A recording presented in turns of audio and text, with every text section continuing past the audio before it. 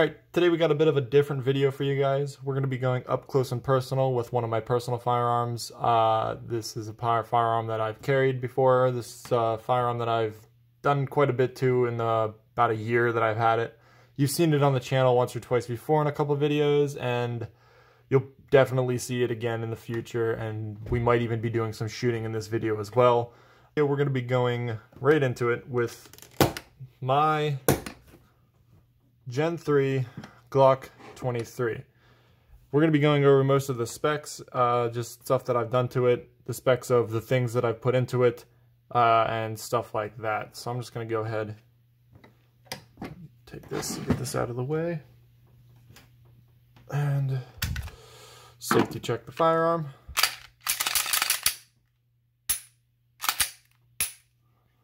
Firearm is unloaded and safe to use. There's no ammunition on the desk whatsoever, so just for those who are stingy about that kind of stuff.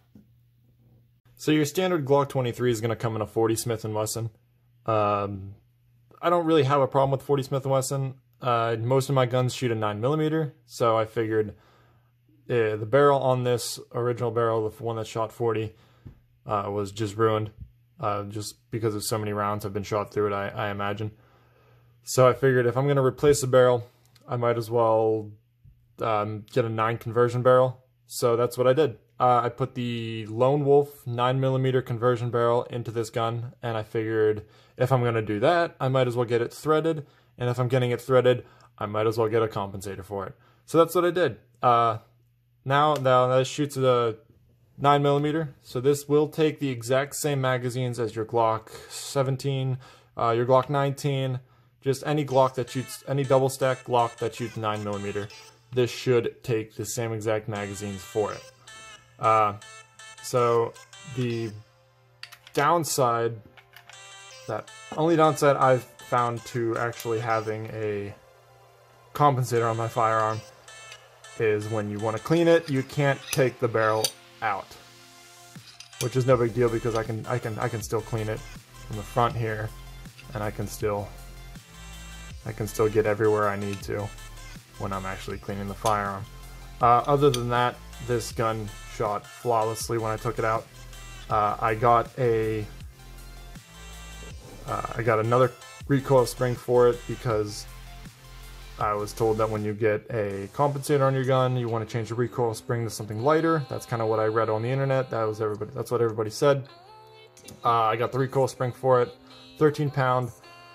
And I ended up getting this weird little play in it. When I pulled the trigger, the slide would move back just a tad bit because the spring weight wasn't enough to keep the slide forward as I put pressure on the trigger.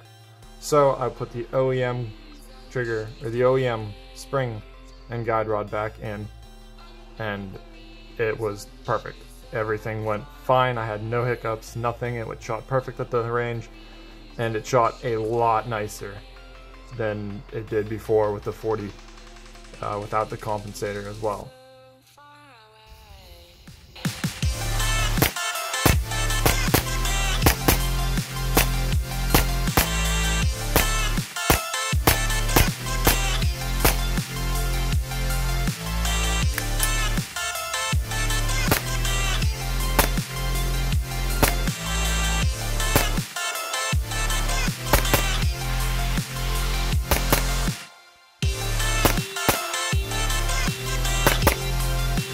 Alright, so as you guys can see from the range footage, the compensator does more than it's supposed to. It shoots super flat, and paired with going from a 40 cal to a 9mm, this thing has like almost no recoil, very quick follow-up shots. One thing I did notice after like 2 magazines out at the range, the compensator was loosening up a little bit. You can see a little bit of play when I wiggle it there. And that just has to do with getting these screws here as tight as you can, and always use Loctite when you put it on. If you don't, they'll slowly back out. Compensator will slowly loosen up over time. So I'll probably just have to take that off, get a good clean on it, get some more Loctite in there, and put it back on, make sure it stays on. So I'm going to go ahead and take the compensator off right now. Basically, I'm just going to break the Loctite on it, because I got to do it over again anyhow. So use back these screws out just a little bit, just enough to get it off the barrel. Yeah, that's pretty on there. That Loctite pretty much almost did its job completely. What am I doing here? Okay. Make it easy.